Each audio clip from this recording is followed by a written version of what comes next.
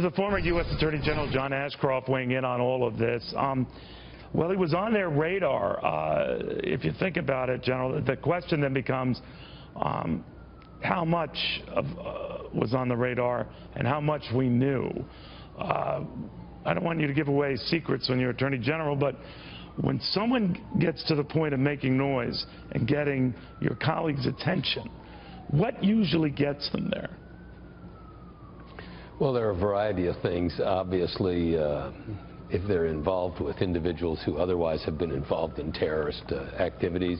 Some people have traveled overseas that have gone to terrorist training facilities.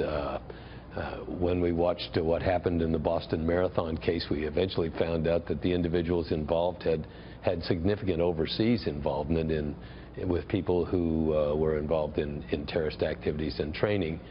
So contacts generally reveal that, although the nature of ISIS is to say to people, you don't have to be a part of an organized, directed attack. You could be a part of an inspired attack. So wherever you are, take responsibility, close quote, and do what you can where you are to be disruptive.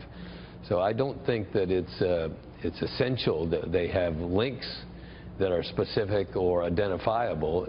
It's clear that some of these individuals, I think that happened on the West Coast in San Bernardino and may have been part of what happened in Orlando, simply self-initiated based on the urging by ISIS that if you can't come back and join the caliphate, the thing you do is to be disruptive and to strike terror wherever you are. You know, you might have heard, John, that the ISIS took credit for the Minnesota stabber who injured 9 people, not this guy in the New York metropolitan area. What do you glean from that? Well, I think there's more to be learned, obviously, and we're at the earliest stages of this investigation. But when, as Catherine said in her report, when the kinds of things that were done are consistent with the kinds of recipes and plans that are laid out by the international terrorist organizations on the web, you have to wonder whether it was accidental that an individual who employed those techniques and followed the recipe was somehow doing it without relationship to the organization. That would be kind of hard to believe. The fact that in this case, Rahami allegedly was imitating the Tsarnaev brothers, down to using a pressure cooker. What do you make of that, the similarity of that planned attack and these planned attacks? Well, I don't think there's any conclusion that can be drawn from it. But if the outline of how you do this is provided on specific websites that relate to the terrorist movement, and various people go to those websites and decide to select those techniques, it may or may not be an imitation. This is a tragic circumstance. It points to the necessity of our being alert. I'm delighted that citizens tipped off the police to something that was suspicious and resulted in this apprehension. It illustrates the fact that law enforcement is simply too important to function than to leave to law enforcement officers themselves, that the American public has to be a part of safeguarding its liberty. And obviously, our law enforcement officials are the first to arrive on the scene. They're the people who now are literally, there's an epidemic of assault against law enforcement officials in the United States.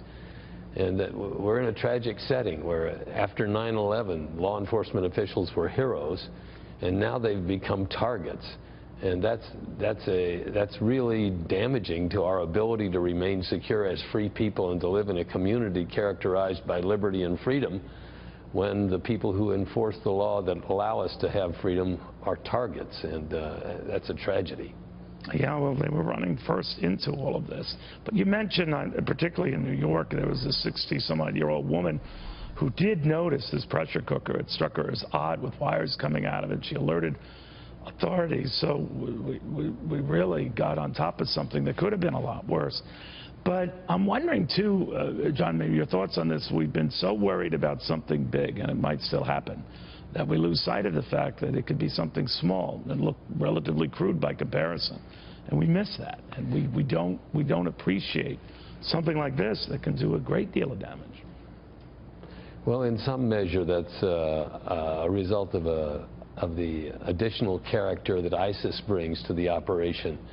Not to say that we need to ignore what was once the threat with al-Qaeda. I think we have to be sensitive to directed attacks, planned, orchestrated, funded, financed, from overseas. But the ISIS mentality is that if you cannot come back to the caliphate, which is the territory, the geography now ruled by a caliphate in the Middle East, in Iraq, where we evacuated the area and they moved in to set up their own state, so to speak. If you can't come back and support it there, the direction is to do things on your own initiative.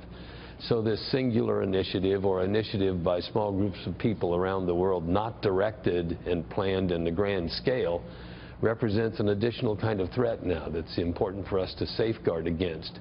And our law enforcement officials need the assistance. Just like in New Jersey, I think people alerted law enforcement officials to an individual who was vagrant and refused to move, and he was apprehended. Turns out he may well be connected.